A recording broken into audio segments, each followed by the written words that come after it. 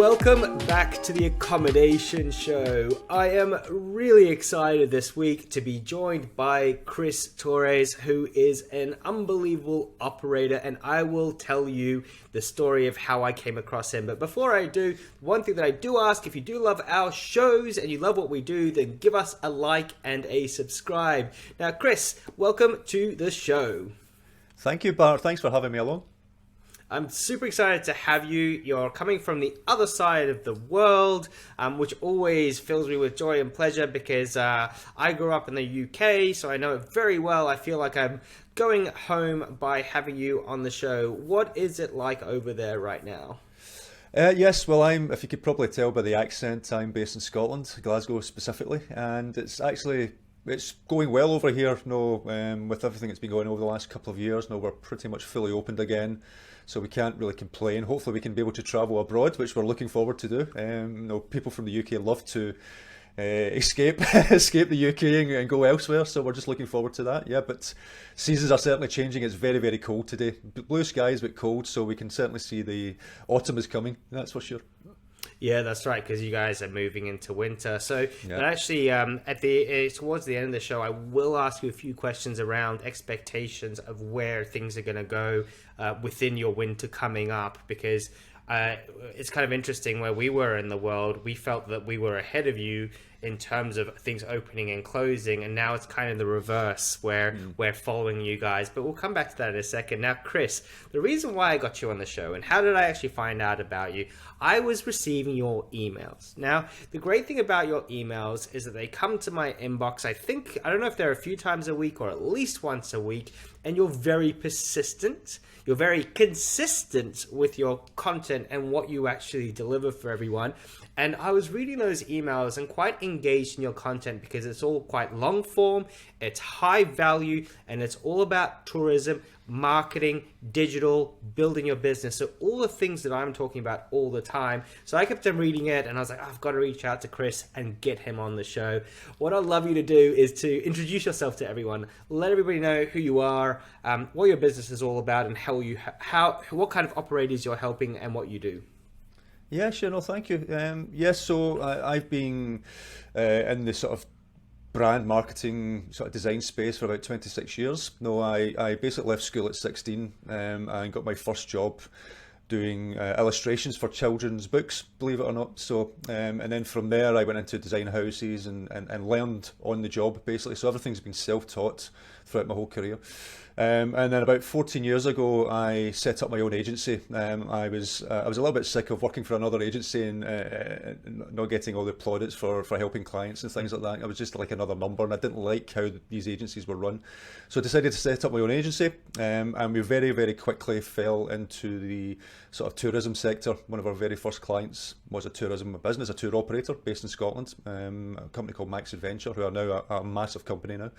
And yeah, so it sort of snowballed from there, and we decided that we're going to purely focus in the sort of tourism niche, specifically within tours and activities. So yeah, and throughout the last 5 years or so, I've been putting out lots of, as you mentioned there, lots of free content. I'm very much, again, maybe it's because of the sort of way I've learned myself by being self-taught, is I like to teach others and educate them in terms of what they should be doing marketing-wise and everything else, and growing their brands, because I truly believe not every operator or any tourism business can afford an agency or has a budget, especially now with the last 2 years, money's tight. So I like to try and offer as much advice and free sort of content as possible, and that's what I do through my podcasts and emails and everything else.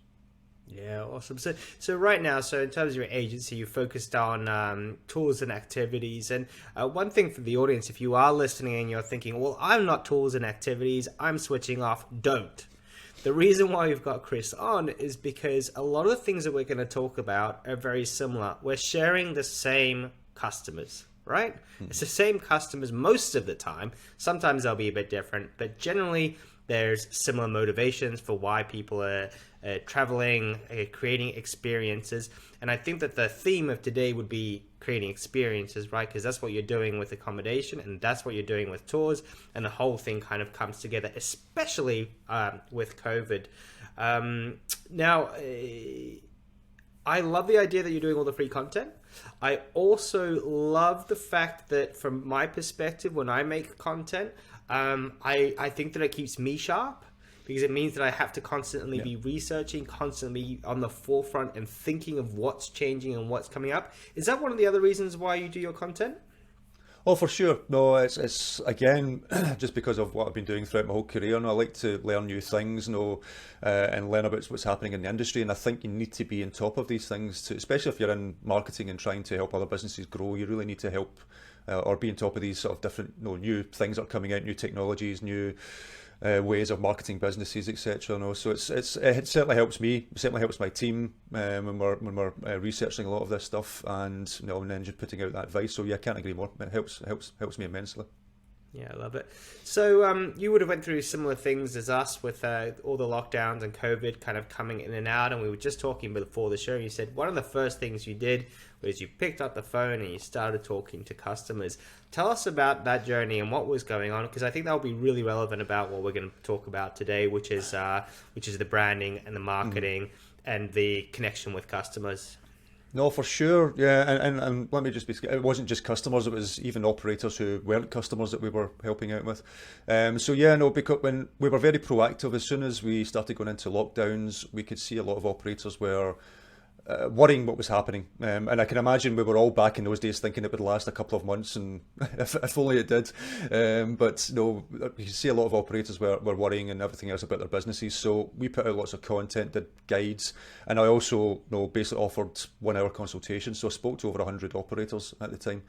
Just offering advice, best ways whether they should be marketing, not marketing, and all these different things as well. And yeah, so I just opened up my diary, spoke to them all, learning more from them, how they were and the sort of position in their business.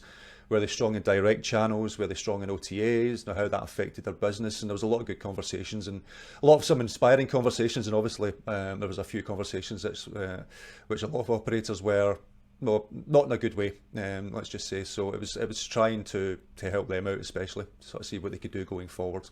And I know we'll touch on it probably later, but no, it was quite telling, the ones who had strong direct channels and the ones who were really reliant on OTAs, the differences in terms of how they could go forward in their business, and the security they had behind them in terms of their own businesses.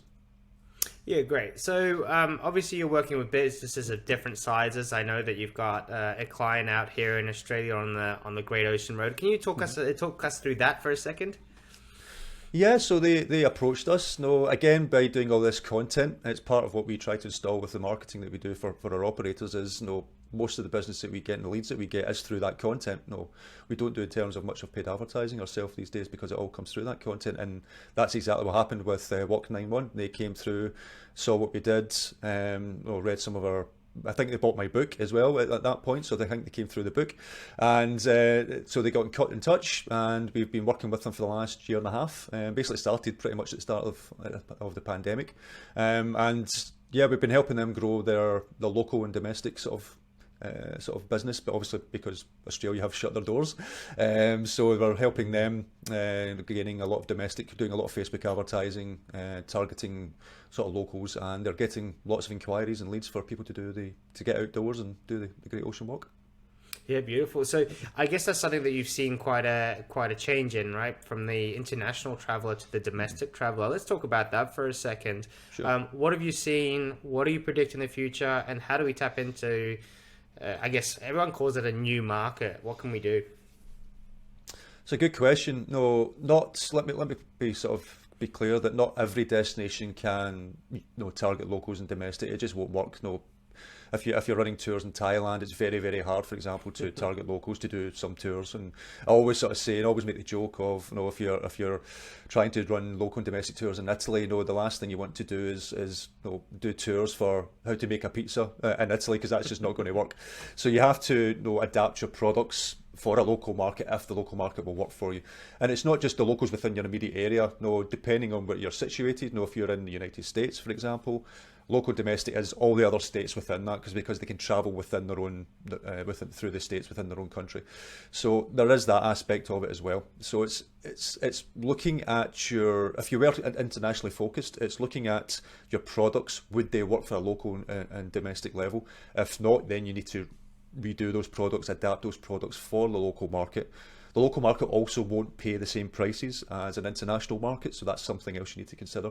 And it's just sort of thinking, okay, well, how can you pivot that business and pivot your business to the local market to help drive that? Because though obviously that's been the biggest market over the last 2 years, and it's still going to be huge going forward. No, I do believe international travel will pick up again very quickly in the next 6 months. Now that things like the United States and hopefully Australia will open its doors at the end of the year and everything else, depending on what happens. So there's all these things are starting to happen, but domestic will still be the biggest market next year as well, in my opinion. It's people will travel internationally, but probably travel less. And just because of work commitments, less money possibly, but obviously with the environmental side of things as well, people are starting to get more conscious about how they travel. So rather than doing 2, 3, 4 international trips a year, they'll maybe do one big one, and then the rest of it will be local and domestic. So there's all these different aspects, I think, what will happen in the next year or two. Yeah, my mind is blown, and I think that there's two questions I've got now is so when we're looking at this domestic market that's changed and we're trying to figure out, when you say we need to create new products, do you have any kind of methodology or any kind of thinking of how do we ask that audience the question as to what they're actually looking for? Do you have any experience with that, and do you know what we should do? Yeah, it's a good question. There's various tools you can use to put out surveys to ask the local audience. Even if you're doing a relatively sort of low cost Facebook ad, for example, maybe $5 or £5, wherever you are a day, just doing a little targeted ad in terms of asking people to fill out a survey. Maybe you give them some sort of prize because people are fickle. They want something at the end of it, or the chance of something to win something at the end of it. So if you could do a little prize to say, okay, look, we're looking to build up products, what type of things would you like to do? But also just looking at what's in your area. What are the things that people can do in your area at this moment in time? For example, just thinking of around here in Glasgow, we have an axe throwing sort of place where you can go along, throw some axes at a board and have a drink and do all these other things. Can you then partner up with these types of businesses to offer experiences mixed in with maybe food tours or whatever it is that's around your area? So take a walk around your immediate area, see which establishments are opened. Is there any way you can then create tours or create experiences using the various businesses around, because I'm sure they will be more than welcome to try and do something to bring them business as well. I'm sure that will be, especially with everything that's been happening. So it's just looking around your area, seeing what there is, what events are happening, and then sort of trying to figure out, okay, can I build products around that? Because when it comes to, in my opinion, there is no sort of, people don't really go out and look for tours and activities, they look for experiences, and that experience could be sitting in front of TV watching Netflix, or it could be going to the cinema, or it could be going to a restaurant. You're not competing for people for other tours and activities, you're competing for people's time. So you're looking to sort of say, okay, how can you give them an experience that's going to make them choose your experience over going to the cinema, for example. So it's not just about your immediate competition, it's about what people can do with their time, basically. So. Yeah, and that really leads in well to accommodation. It's exactly the same thing, because people are going for an experience and they're choosing you for that particular experience. And it doesn't matter if you're going on a holiday or you're going on a trip. It's the same thing if you're going on a workcation or if you're going on a conference or whatever. People are booking with you for that experience. Can you elaborate a bit more, if you care to, about sort of that experience side of things and the emotion, and can you define it any more as to what that means? Yeah, well, for me, though, the best way to market an experience or a accommodation or any tourism business basically is the people within a business. So for me, it's being very personable to your customers. It's showing yourself, your team, putting yourself out there, whether you're doing videos or content or whatever, and people buy from people. It's the people who really sells a business, and if you can get across that experience through the people within, if you have a tour guide, for example, who knows everything about Australia or the Great Ocean Walk, for example, have them write the content, be in front of a video and show that passion and show that experience. It happened to me when I went to Japan. I was going to go for 2 weeks. I saw a video from a tour guide from a particular company, thought it was incredible. And this was 15 years ago, on YouTube, when a lot of people were, YouTube was still in its infancy back then, and this company was doing lots of videos on YouTube at this point. And that inspired me to get in touch with that company, because I saw the passion and what this guide was telling me what I could do. And I ended up extending my stay for a month and traveling around Japan. And it happened to be that tour guide from that video that took us out on tour. So I instantly broke that sort of barrier, because you met us at the airport, you sort of knew who he was. It was created that instant bond. It was like meeting a friend.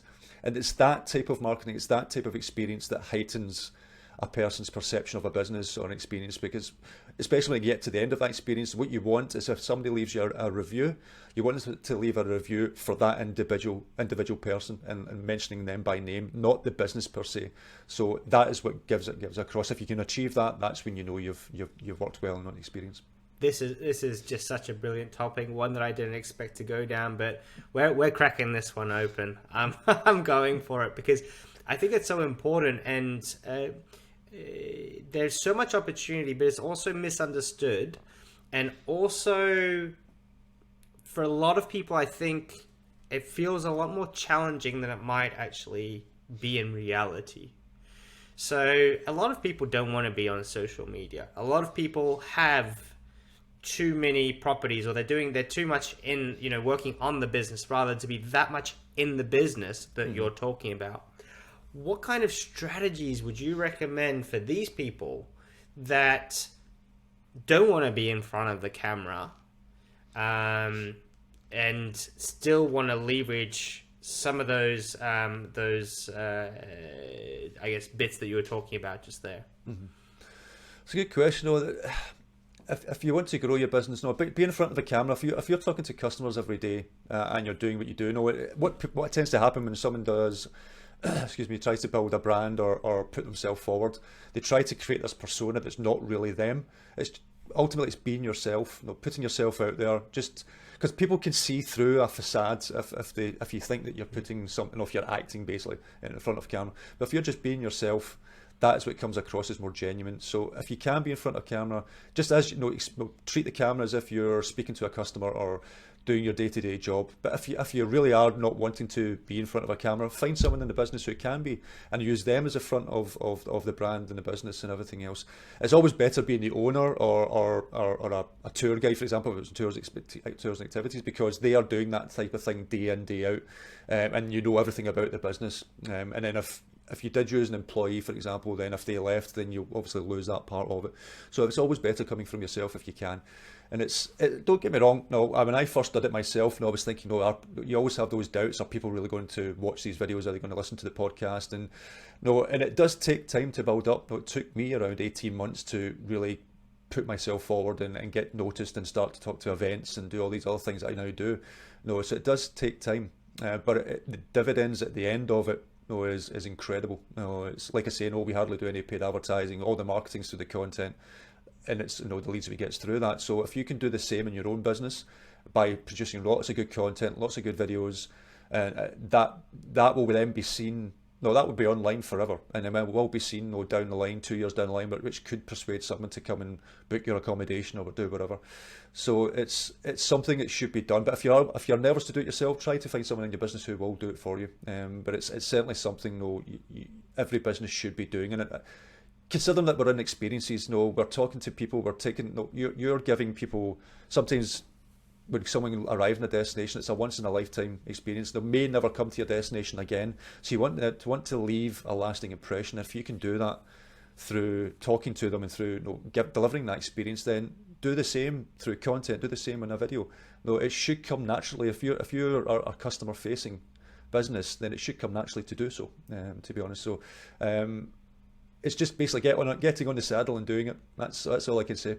So it's just try to force yourself to do it. And you've got these devices now which can film in 4K video. You've got no excuse not to do video now. You've got no excuse not to produce content. Even if you don't think it's great, just put it out there, get feedback, and then you improve and improve and improve as you do it. Yeah, and I think that you don't have to go the whole hog as well. I always find is that, for example, when we look at Airbnb listings. So we do reviews every couple of weeks on Clubhouse to try to help people leverage those listings better. And there's a lot of companies that just have,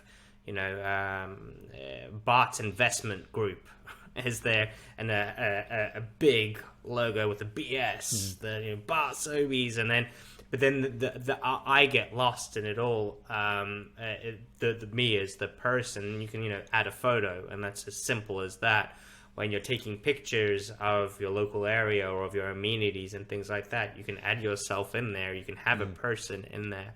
The other thing that I want to talk to you about, and I'm curious to hear your thoughts. I always use the airlines as a great example of bringing the staff into that experience. You go to the airline, you kind of expect to see the people that have been on the adverts, and you've got some sort of connection before you've got there. And the reality is, there is kind of a type of host that you get at each different airline, right? Everyone's got their own, same kind of uniforms and that sort of thing. We can do that as well for our brands, as well as use our staff in that particular way, like an airline, or not really. What do you think? Yeah, I think you should be. No, you should be utilising all the staff in your business if you can. Well, everything down to the cleaner.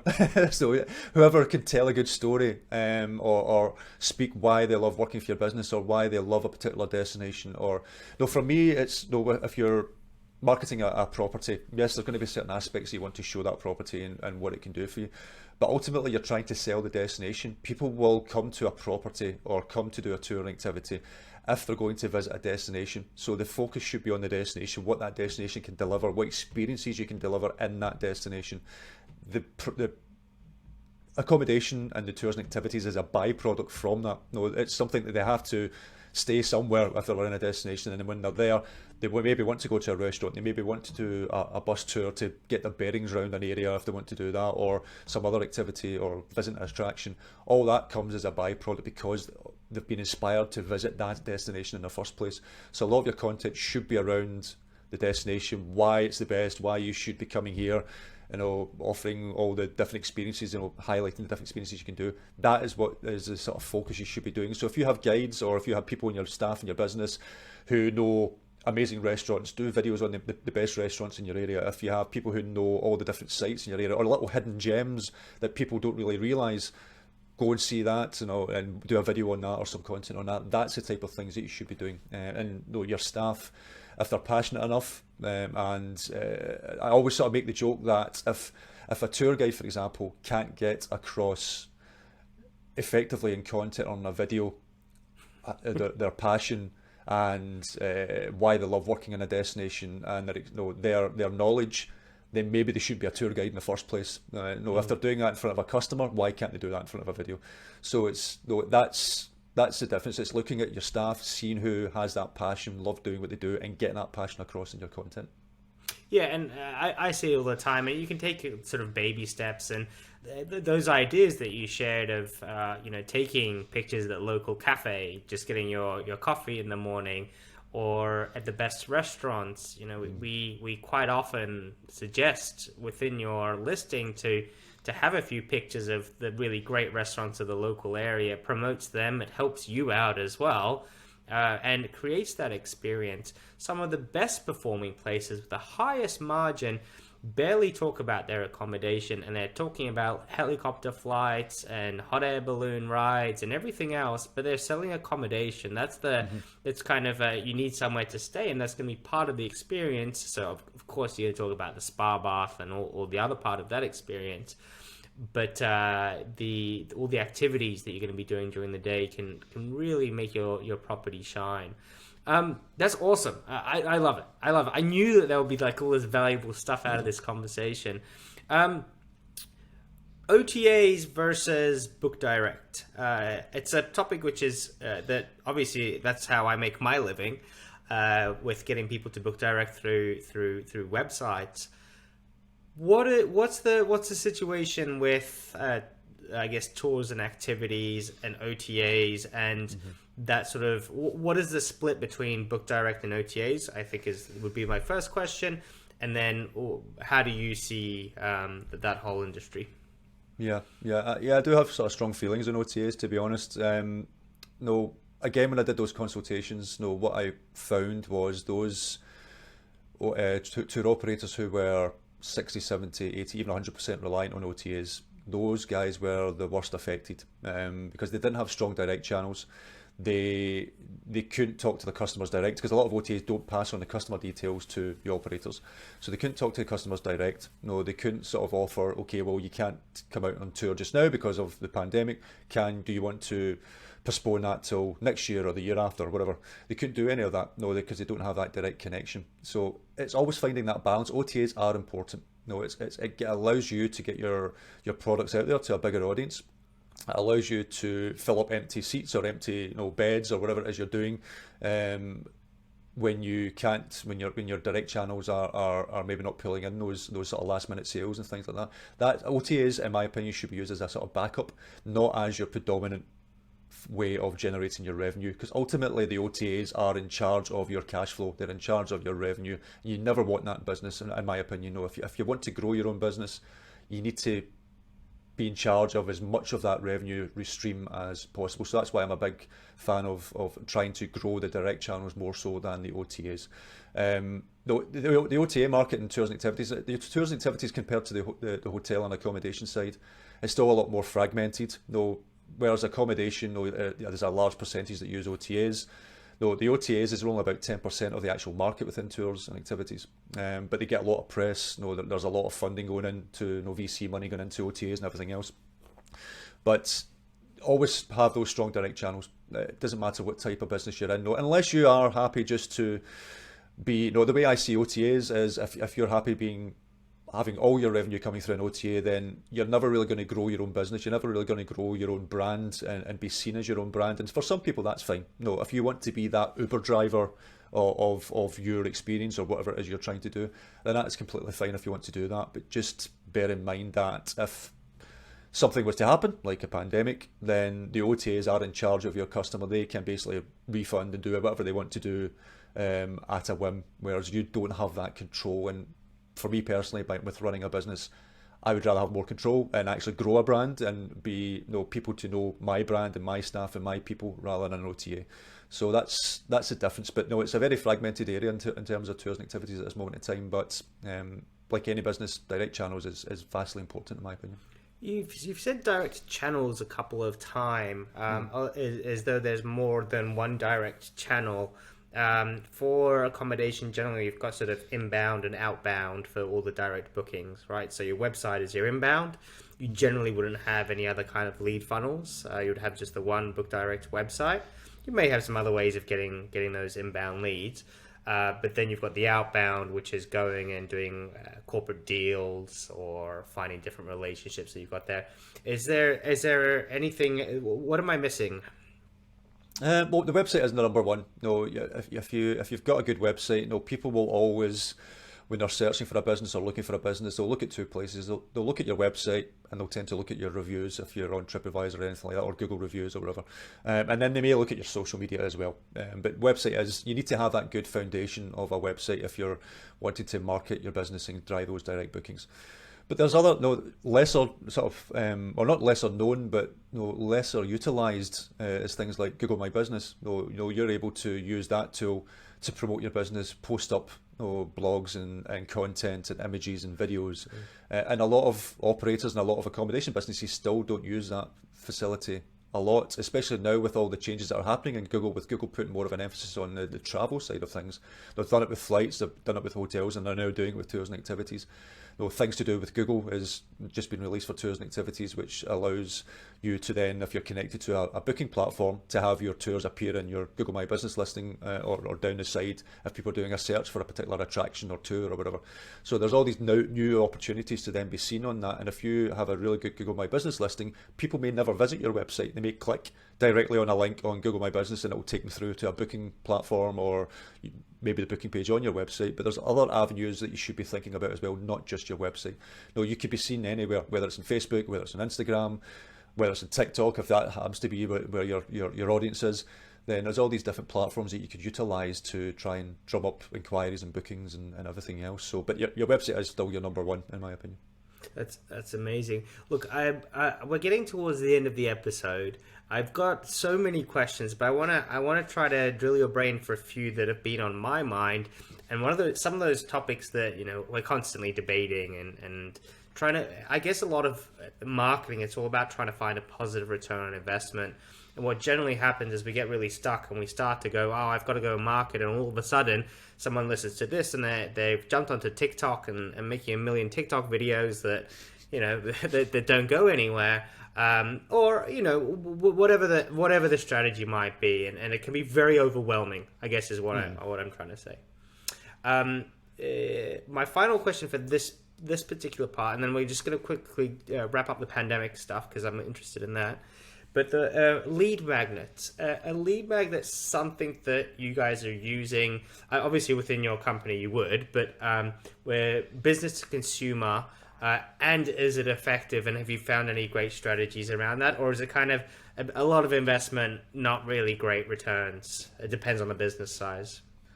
Yeah, it's a good question. No, we use, as you would say, lead magnets. We tend to call them funnels, although I do hate the word funnel, to be honest. But we use them all the time. Though people don't like being sold to. And we've actually found that Facebook, especially during the pandemic, and it's going to continue to grow more so, Facebook has been the predominant leader in terms of paid advertising to attract a particular customer. No, basically, people have been doing less searches on Google for particular things because they've not been able to do it unless you're doing it at a local level. But no, Google's still important, but we found a lot more traction with Facebook because it's cheaper, you get more bang for your buck, that type of thing. But we tend to do it. The big issue that a lot of people do on Facebook, for example, if you're doing paid advertising, is they'll just instantly advertise a product and try to get bookings and sales that way. And that's, you maybe get some sales from that, but that's not really how Facebook should work. You should entice them first. So you give them a really high piece of content. It could be a guide or destination guide around your area. It could be something that to inspire them. It could be a video from a tour guide or someone in your business. Give them that first, inspire them. Don't sell to them, inspire them. And then as they interact with that content, or maybe on your web page or on the Facebook itself, depending on how they interact with that content, they're then going to be served with other pieces of content and other ads and various other things. And it's taking them along a little journey to know and trust your brand first, because no one will buy from you if they don't know you or they don't trust you. So it's highlighting reviews, it's doing all these other things, why you are the best at delivering a particular experience.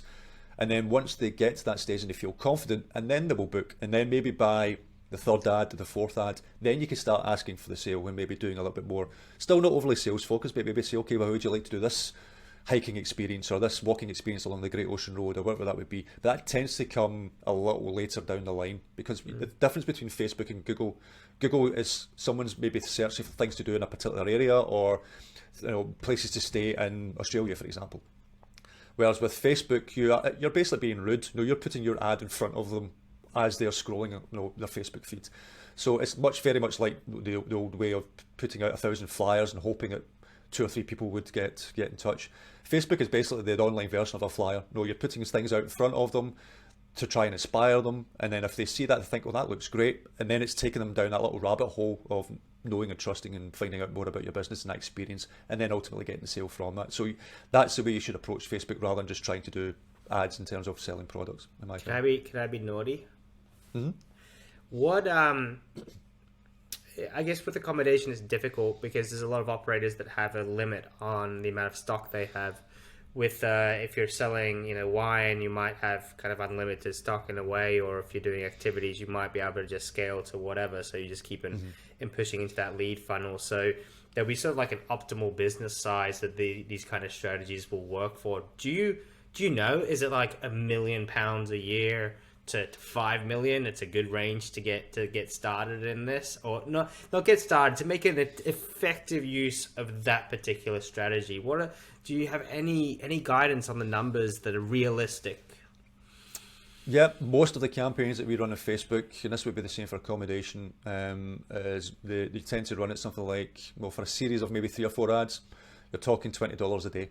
So it doesn't break the bank, and you can get lots of good traction with that. That's the good thing over Facebook from Google. Facebook is cheaper. Don't get me wrong, it's going to get more expensive in time, but it is a lot cheaper. You can be super targeted on Facebook. That's the other aspect. You can basically say, I want to target people in a particular area. I want to target them if they have particular interests. If you're targeting a luxury market, you can, you can only do this in the United States. You can target household incomes, so you can basically say, I want people in a higher bracket of household incomes, all these different types of things. So you can go into absolute specifics. No, I remember years and years ago, I'm just going slightly off topic here, before we started going right down the tourism niche, we were looking for, we were working with a letting agent, funnily enough, accommodation, so working with a letting agent, sort of trying to figure out, how can we attract people to rent out their properties. So because of the way Facebook was, we could target people who were recently married, recently engaged, but also recently divorced. So we can actually target people who were probably going to be looking for a house or a flat or whatever at that time. So that's how specific you can be on Facebook. You can target these, and if you can do that and you get the right audience, or even if you have your own audience, you can upload that into Facebook and create custom audiences. So Facebook will look at your audience, look at their interests. If they find them on Facebook and say, okay, these guys, this is what this audience has, we're now going to build an audience to find people who are similar to that audience, who have a better chance of then converting. So you can even do things like that as well. So for me, Facebook is hands down one of the best platforms to do that. Yeah, so I guess at the end of the day, you're saying like $600 a month is kind of what you're looking at for that particular part. Yeah. And then if we could say that you get 1 or 2 sales from that per month, and then you have to build out the rest of the sales funnel as well. So there's a lot of moving parts that go into it. But for people looking at what business size they want to be at to be able to get into that particular game, then you need that's some math to start you on that path. Let's put it I would say so, yeah. You want to start, you can do it for $10, $15 a day, maybe a slightly reduced, but $20 a day is probably the sort of sweet spot, and that allows you to get good traction, get good visibility, and it's, again, if you're getting lots of inquiries and bookings from it, increase the budget, get even more, until you get to a position where you think you're getting a good number of inquiries compared to the revenue that you're generating, and keep doing it. But then you can have automated tools in the background as well, so anyone who signs up through Facebook or inquires or books, you can then have an automated email thing that goes out to them. And that's one thing that accommodation providers should be doing as well, is if someone books, don't just send them booking information and leave them to it. If you know when they're going to arrive in your destination, say it's in 6 months' time, send them out periodically, whether that's a monthly or bi-weekly email about things to do in their area. This may inspire you how to do this, how to do that, maybe upsell to them. Do all these little things that can help that customer, and that will all help towards leaving a more positive review at the end of it. Beautiful. Quick fire question for you. COVID, lockdowns, lockdown opening, the UK opened back up. Gonna go back into lockdown next year over winter? The talk is no, so we're hoping that that's going to be the case. The good thing about the UK, no one has a crystal ball, we all know that, but the good thing about what's happened in the UK is the vaccinations have been very good. We didn't handle the beginning of the pandemic very well, and that's one thing that Australia and others, New Zealand, etc., did very well at. We just reversed and got it wrong on the other end. Reversed. But no, the vaccinations have been very good here. I think over 80% now of the population have had 2 vaccinations now. So I think it's now just the younger side of the population are trying to get vaccinated. So it's done very well, and that's allowed basically the UK to open up again, and I think the US is opening up in November now, so that allows us to travel to the US and everything else. I'm speaking at an event in Porto at the end of October, so I'm able to travel to Portugal, no problem. So we are opened up again. I don't see us going back into lockdown unless something serious happens, but I think you may have little restrictions here and there, but I don't see going into full lockdown again happening in the UK, and fingers crossed it won't. So. Great. Look, Chris, thank you so much. So many gems, so many nuggets of information. You clearly have a lot of experience, and I do not regret for 1 second getting someone from a side industry to come on and talk to all of the wonderful operators out there that are in the accommodation and short-term rental space. There's just so much to be learnt. Thank you for sharing your time and for doing the show. I appreciate it. And that's from me and the community. Is there anything the community can do for you in return? That's a great question. If anything, like I say, I'm always about putting out lots of good content. So watch my videos, the Digital Tourism Show. I've got videos on YouTube, my podcast as well, which is if you want it in audio format. just listen to them. You know, if you like the advice, feel free to get in touch. Happy, I'm always my emails or my doors are always open to help out anyone I can. And then feel free to get in touch. But yeah, that's probably the best way to get to know more about me, what I do, is look at those channels on my LinkedIn page or whatever. So beautiful. I will put all the links in the show notes. And once again, folks, if you have enjoyed the episode, please give us a like, give us a subscribe, thumbs up and all that kind of stuff. Really appreciate it. We'll catch you around next week. Thank you so much, Mr. Chris. I really appreciate it. you're very welcome, and thanks for having me along. Have a good day.